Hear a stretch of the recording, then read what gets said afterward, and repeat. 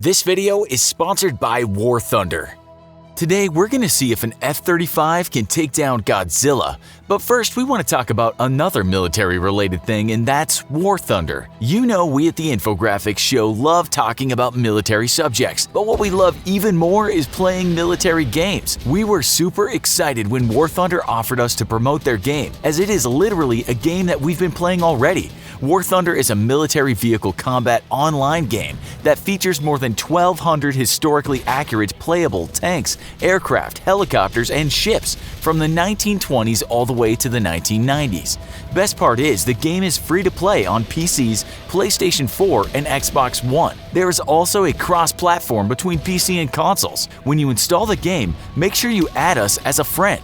We're playing as the Info Show. There's a free bonus for registering using our link in the description. Not only will you receive a premium tank or aircraft and 3 days of premium account time, you'll also support our channel at the same time. See you on the battlefield. Now, let's see how the F-35 does against Godzilla. In one corner, we have the legendary kaiju herself, Godzilla, Terror of Tokyo. Godzilla is the most formidable enemy mankind has ever encountered, and all but impervious to the military weapons of the Cold War. In the other corner, we have one of the most advanced fighter jets in the world, an aerial predator whose domination of the skies is matched only by its bigger brother, the F-22 Raptor. Packing tens of millions of dollars of stealth technology and sensors, the F-35 is one of the deadliest aircraft ever developed. The rules are simple. We will be pitting Godzilla up against a squadron of F-35s, loaded to bear with all the munitions they can realistically carry today, and to decide a winner. Welcome to another episode of the Infographics show's Who Would Win series,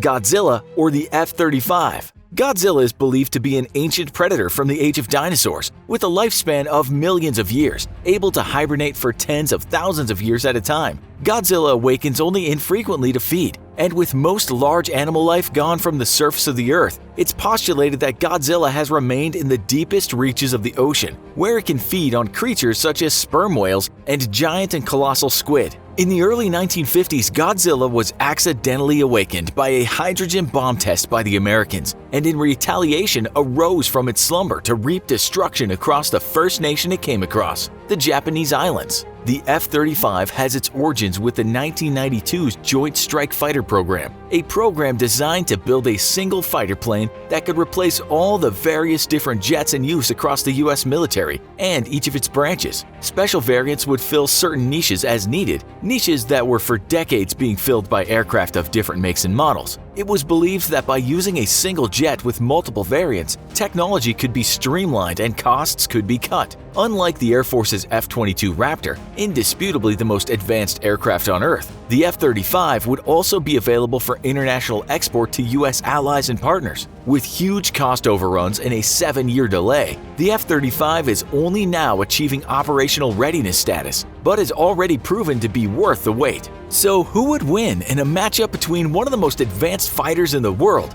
and Godzilla? First, let's take a look to see what each brings to the table in terms of offense and defense. Godzilla brings many things to the table that make her a formidable enemy. First and foremost is her sheer bulk. At 164,000 tons, she is anywhere from 150 to 1,500 times the theoretical weight limit for land animals, a limit that depends on the ability for an animal's bones to withstand the sheer weight of its body and thus keep from crushing itself. This means that not only is Godzilla big, nearly the weight of 2 US Ford-class aircraft carriers, but that her bones are much stronger than normal, and it's believed that Godzilla's skeleton is suffused with heavy minerals and metallic elements. This theory would help explain Godzilla's signature weapon, her atomic breath. While not truly atomic as it has no radioactive qualities, her breath does have many electromagnetic qualities and is known to disable electronics it doesn't immediately incinerate. It's believed that Godzilla is able to store kinetic energy as potential energy in her body with the help of her metallic skeleton,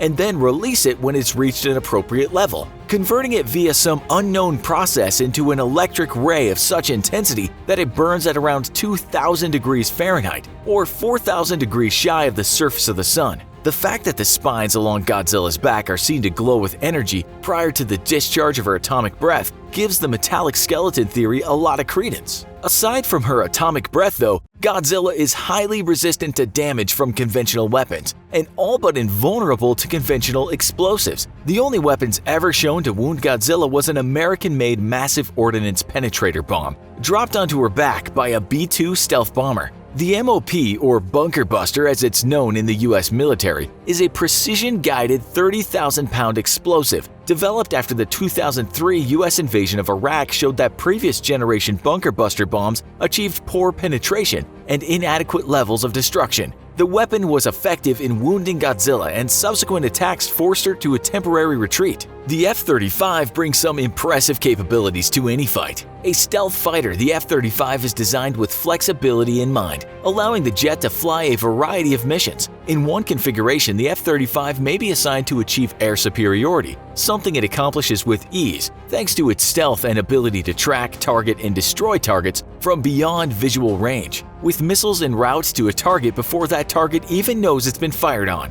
With its ability to fuse together sensor data from other friendly planes and drones in the area, the F-35 can also fill a support role, identifying targets while remaining invisible and guiding weapons fired by other friendly non-stealth jets to their targets. Lastly, the F-35 can also be tasked in an electronic warfare role, using its superior radar and sensors to jam enemy communications and radar, or eavesdropping on enemy electronic emissions to locate hostile stealth aircraft or for surveillance and espionage missions. In stealth mode, the F-35 can carry 4 AIM-120 AMRAAM air-to-air missiles, or 2 AMRAAMs with two 2,000-pound JDAM ground attack munitions. In beast mode, the F-35 can sacrifice stealth for sheer firepower, carrying 14 AMRAAMs and 2 shorter-range Sidewinders for air superiority. Or in ground attack mode, it can carry 2 AMRAAMs, 2 Sidewinders, and 6 2,000-pound JDAMs, operating in flights of 4 aircraft, making up a squadron of 22 total. F-35s work as a team to achieve air or ground dominance. So on to the fight. What started out as a normal day in sunny Southern California turns tragic when Godzilla, awakened from her slumber by deep-sea submarine tests by the US Navy, roars her way out of the Pacific Ocean. In minutes, she's laid waste to the famous Santa Monica Pier, and leaving the smoking ruins behind, she sets her eyes on Los Angeles. With 2 Godzilla films in production right now in Hollywood, Godzilla is coming for an audition. She has one hell of a compelling argument to make for why she should get the role: a 2,000-degree atomic breath. Meanwhile, US President Donald Trump's national security advisor rushes to a Florida golf course, letting the president know that California is under attack. No, not by immigrants from south of the border, but by a prehistoric lizard the size of a skyscraper. Thinking about it for a few moments, the president reluctantly agrees to alert the Air Force to defend California. In Andrews Air Force Base out in the California desert, aircraft on alert against a surprise attack against the west coast of the United States are immediately spun up. But it'll take time to outfit an entire squadron of F-35s into ground attack configuration.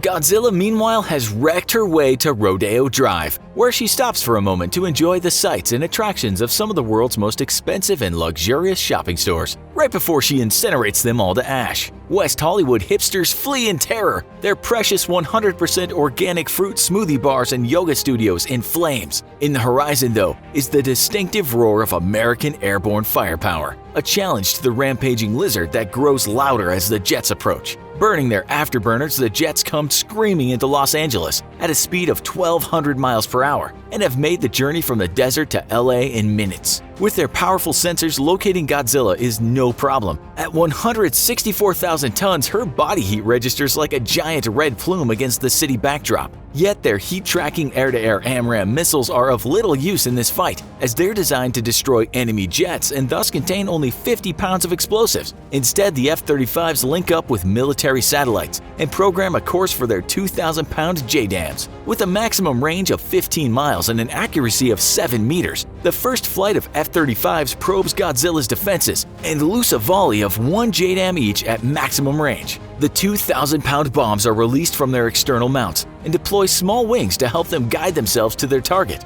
With the help of overhead satellites, in less than a minute, the first volley of JDAMs smash into Godzilla. The first flight of F-35s continues on their bearing straight at Godzilla in order to visually inspect the effectiveness of their weapons. As they get within visual distance of the monster, the pilots are stunned to discover that the high explosives had little effect on her tough hide, aside from some small cuts and other wounds. Within just a mile of her now, Godzilla rears back as electricity bursts along her dorsal spines, and a moment later opens her mouth wide, emitting a white-hot beam of electromagnetic energy. The beam cuts a swath across the sky, immediately incinerating two of the jets, with the other two barely managing to pull clear of the surprise attack. Though the jet's electronics are hardened against electromagnetic radiation so they can remain operational in the vicinity of a nuclear attack, the massive discharge of EM radiation so near to each has fried several of their sensors, leaving them in effect blinded. The two survivors are forced to disengage and limp home. Godzilla still stands, while 4 of the 22 F-35s have been destroyed or disabled. With reports of the ineffectiveness of their JDAMs, the squadron is ordered to attack Godzilla in a pincer attack, hoping that her flanks or backside will prove more vulnerable to the weapons. Flights 2 and 3 are ordered to attack from Godzilla's 3 and 9 o'clock, while Flights 4 and 5 will attack from her 12 and 6. The pilots hope that the weapons might thus find some weak spots on Godzilla's tough hide. Firing from maximum range again, the jets let loose with another volley of JDAMs, and Flight 2 is ordered to proceed to visual range to ascertain effectiveness but stay well out of range of her atomic breath weapon. A minute later, West Hollywood is racked by a series of explosions as 2,000-pound JDAMs smash against Godzilla from all sides. A terrifying roar is heard, but dust and debris obscure a clear view of the beast. A single F-35 from Flight 2 breaks off and lights up its afterburners to make a high-speed pass in hopes of making visual contact. But that's a mistake. Godzilla's adaptations to her deep-sea environment have made her uniquely sensitive to electromagnetic energy, something that, like many deep-sea animals, helps her hunt in the pitch black of the deepest ocean depths. As the F-35 approaches, its powerful radar washes over Godzilla, and like a modern anti-radiation missile carried by many fighter jets, gives her a perfect target to aim at. From the cloud of smoke, a beam of white-hot electric energy leaps into the sky, turning the F-35 into supersonic wreckage. A second later, the triumphant kaiju steps out of her dust cloud, having cleverly used the cover to plan an ambush against her aerial tormentors. Godzilla is not only big and mean, but smart too. The other F-35s report the ineffectiveness of their JDAMs against Godzilla's tough hide, and briefly consider making attack runs with their 25mm Gatling cannons, but the gun pods only carry enough ammunition for a 3 to 4 second burst, and are only meant to be used in ground attack mode, or as a last resort. Plus, with Godzilla's devastating atomic breath, they'd be easy targets if they tried to make close-range passes with their guns. Ultimately, the jets are ordered to loose their remaining JDAMs against the monster, but each successive wave of explosions leaves Godzilla almost unscathed and angrier. She smashes a locally sourced organic coffee shop as dozens of Angelinos weep. Their weapons spent, the F-35s are ordered to return to base. In the end, their 2,000-pound JDAMs are perfectly suited for taking out groups of enemy armor, small buildings, and defensive positions, but against the massive beast are barely more than firecrackers. Back in the Florida golf course, President Trump is delighted to hear about California's ongoing destruction and happily orders the Air Force to use nukes instead. The more, the better. Over the phone, the Air Force liaison reminds the president that there's one weapon left to try first: the 30,000-pound massive ordnance penetrator, specifically built to penetrate deep into the most hardened underground facilities. Reluctantly, the president agrees. For the F-35s, there's only one problem. None of them can carry the massive weapon. Only American B-52s and B-2 stealth bombers can deliver the big bomb. For the second most advanced fighter jet in the world, the fight is over, having suffered 3 casualties and 2 other planes disabled. Godzilla is the clear winner. The F-35s may dominate the air and ground against man-made threats, but against the massive kaiju, there's simply little they can do. With a final roar of defiance against the retreating jets, Godzilla turns her attention back to destroying a Whole Foods and roasting hundreds of tons of their overpriced organic produce. Did this story make you wish you'd tried out some military aircraft yourself? Don't forget that you can play online against 20 million other players using 12,000 tanks, aircrafts, helicopters, and ships. Join us playing War Thunder. It's free after all. Just click our link in the description and play the game on either a PC, PS4, or Xbox One. Think this fight would have gone down another way? Let us know in the comments, and if you have suggestions on another epic matchup for our Who Would Win series, drop us a line or leave us a comment. As always, don't forget to like, share, and subscribe for more great content.